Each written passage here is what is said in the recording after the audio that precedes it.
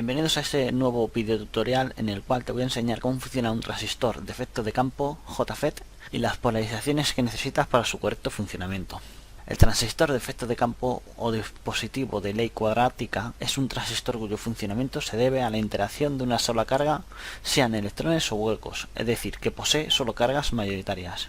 Básicamente, un transistor de efecto de campo es un dispositivo similar al transistor bipolar, con tres terminales llamados fuente o source, puerta o gate y drenador o drain.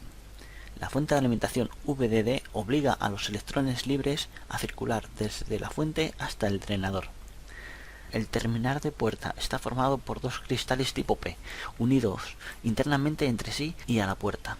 Y entre estos dos cristales se crea una zona de deflexión debido a la recombinación de electrones libres y huecos. Observa que el diodo fuente-puerta se polariza inversamente mediante la fuente VGG, por lo que la corriente de fuente tiende a cero o lo que es lo mismo, la resistencia de entrada es muy alta.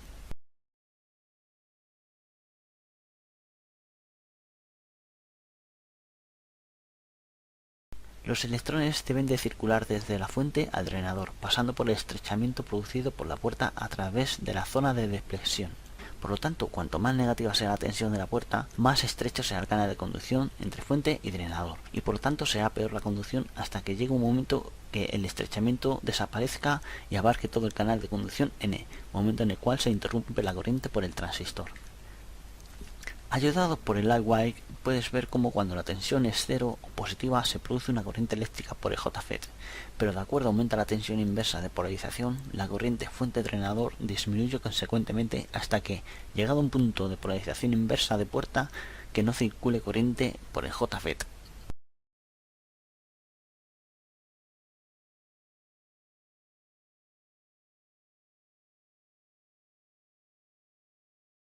Como puedes ver en la imagen, la tensión entre la puerta y la fuente es igual a la tensión de alimentación de la puerta, y la tensión entre el drenador y la fuente es igual a la tensión de alimentación del drenador.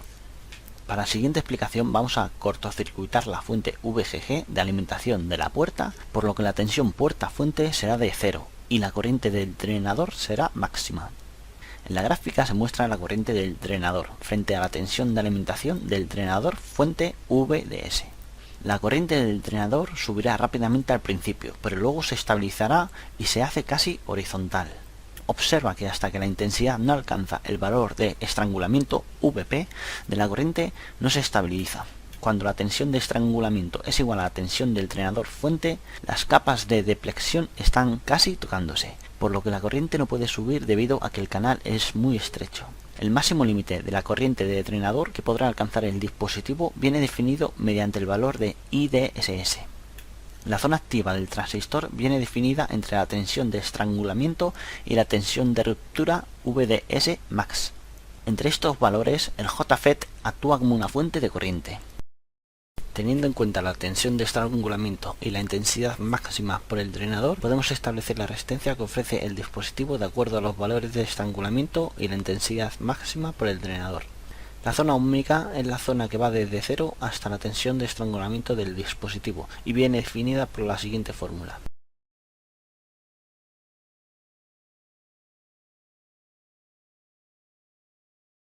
En la siguiente imagen puedes ver una serie de gráficas en las que, de acuerdo a los valores de la tensión puerta-fuente, se obtendrá una intensidad de drenador, siendo la intensidad IDSS cuando es la máxima intensidad de corriente por el transistor al ser cortocircuitado la fuente de alimentación puerta-fuente. Observa que la tensión de estrangulamiento se da a unos valores de 4 voltios y que la tensión de corte a unos 30 voltios.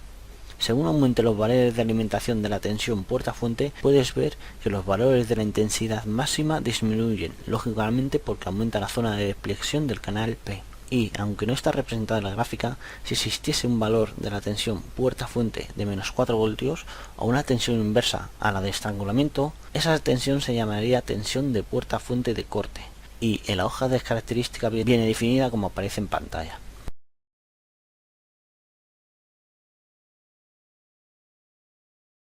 En esta tensión, las capas de depresión se ponen en contacto. La característica de transferencia de un JFET es una gráfica que representa la intensidad de drenador frente a los valores de la tensión puerta-fuente. Observa que la corriente de drenador aumenta rápidamente según se aproxima a cero la tensión puerta-fuente. También observa que la tensión puerta-fuente de corte es función directa de la máxima intensidad por el drenador, por lo que podemos establecer la siguiente ecuación para la transferencia. Y por esta ecuación y su parte elevada al cuadrado, los JFET son también conocidos como dispositivos de ley cuadrática.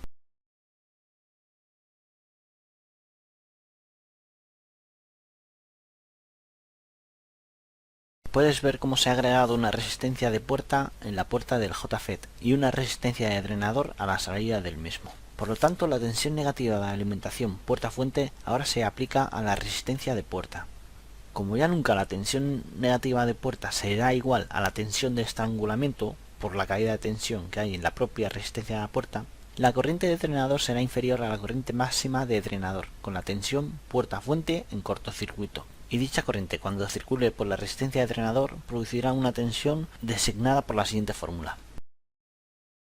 En la siguiente parte vamos a ver cómo comprobar un transistor de efecto de campo, ya que la forma de comprobación difiere del proceso realizado cuando se trata de un transistor bipolar. Para la práctica voy a usar un transistor 2N3819, como puedes ver en la imagen es un transistor FET de canal N, con sus patillas designadas como fuente, puerta y drenador, empezando por la izquierda y hacia la derecha. En la hoja de características lo puedes ver mejor. Yo voy a realizar dos métodos personales para conocer cuál es cada terminal. En internet verás otras formas de medirlo, pero dudo de sus resultados, sobre todo cuando lo que se quiere medir es un FET. El primer método, comprobar su resistividad, comprobará la resistividad interna del dispositivo respecto a la configuración de los diodos. Como puedes ver en el vídeo, y perdona por la calidad, lo primero que haremos es medir la resistencia física que presenta el propio canal N del dispositivo, conectando el positivo del ohmímetro a la fuente y el negativo al drenador. En una escala de 2 CAD nos da un valor de 418 ohmios aproximadamente. Si invertimos la probabilidad del ohmímetro debería de resultar una lectura similar, y si varía es muy poco y se puede despreciar. Comprobado que el canal fuente-drenador tiene una resistencia interna, vamos a comprobar el diodo fuente-puerta, polarizándolo directamente, es decir, el negativo del ohmímetro al terminal fuente y el positivo al terminal puerta. Observa que nos está dando un valor de 1430 ohmios. Ahora, si cambiamos la polaridad del ohmímetro, es decir, el positivo al terminal fuente y el negativo al terminal puerta, deberíamos de tener una resistencia muy alta y que suele rondar el orden de los cientos de miles de ohmios. Y como puedes ver en el vídeo, cambiando la escala obtenemos una media de 180 a 190 megaohmios. Esta medida suele ser diferente de acuerdo al tipo de JFET, pero es muy importante recalcar el hecho de la diferencia de la resistencia polarizando el diodo fuente-puerta de manera directa y de manera indirecta. De tal forma que si obtienes valores equivalentes podrás decir que tu dispositivo funciona correctamente. La segunda forma de comprobar su correcto funcionamiento es ayudado del siguiente circuito. El circuito tiene una fuente de alimentación de 5 voltios continua, producida por el comprobador de diodos. Lo que vamos a hacer es comprobar el valor del diodo fuente-puerta en modo directo y luego cambiaremos a modo inverso. Como puedes ver, cuando polarizamos el diodo fuente de manera directa, el diodo LED permanece apagado, ya que al estar la puerta polarizada positivamente, el efecto de repulsión de las cargas positivas hace que la zona de presión aumente, por lo tanto abre el canal N de conducción al máximo. Esto hace que el transistor sature y se obtenga la mayor circulación de corriente por su interior, como puedes ver en el vídeo. Además, el tester te da el valor del diodo fuente. Cuando polarizas el diodo inversamente, la cosa cambia, porque estás polarizando negativamente la puerta. Eso produce que la zona de presión aumente y se cierre el canal de conducción N, por lo que ahora el camino más fácil para que la corriente circule es a través del diodo LED, que además está polarizado directamente con la fuente y por eso se enciende. El tester no muestra ningún valor del diodo fuente. Este último método es el más preciso, ya que si el diodo LED se enciende cuando polarizas el diodo fuente de manera directa o inversa, entonces sabrás que el transistor no funciona correctamente y deberás de sustituirlo.